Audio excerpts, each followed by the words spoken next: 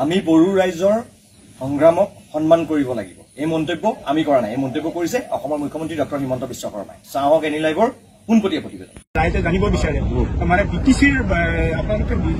BJP যদি চৰকাৰ হয় চিএম কোনে হ'ব প্ৰথম কথা চৰকাৰ হ'ব চিএম হ'ব ইমান দূৰলৈকে আমি ভবা নাই কিন্তু বিটিএডি সকলো বিশেষকৈ বড়ো ৰাইজৰ যিটো আশা আকাংক্ষা আছে বিটিআৰখন তেওঁলোকে আন্দোলন কৰিছিলে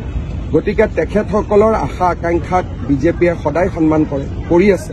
যোৱাবাৰ আমি আমাৰ সমৰ্থনত প্ৰমোদ বড়ো চিএম হৈছিল ডেপুটি চিএম পোষ্টটো আমি ল'ব পাৰিলো কিন্তু আমি নিজেই নললো পৰৱৰ্তী সময়ত বিজেপিৰ 14খন আসন হ'ল প্ৰমোদ বড়ো কম আছিলে তথাপিতো আমি কেতিয়াও কোৱা নাই যে চিএমটো আমাক দিয়ক গতিকে বিজেপিয়ে বড়ো ৰাইজৰ যিটো সংগ্ৰাম তাক সমৰ্থন কৰে কিন্তু লগত এটা কথাও আমি কম যে বিটিআৰ যদি সফল হ'ব লাগে তেতিয়াহ'লে 26টা জনগোষ্ঠীক আমি একেলগে একে সমান চকুৰে চাব লাগিব দেউতাকে যদি 5টা ল'ৰাক বেলেগে বেলেগে চায় সেই ঘৰখনত কেতিয়াও উন্নতি নহয়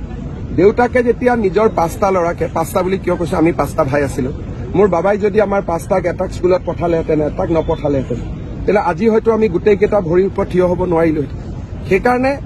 দেউতাকৰ দায়িত্ব ডাঙৰ ভায়েকজনৰ দায়িত্ব যে সকলোৱে যাতে ঘৰখনত সমান অধিকাৰ পায় সমান উন্নয়ন পায় সেইকাৰণে আমি 26টা জনগোষ্ঠীৰ সম অধিকাৰৰ বাবে আমি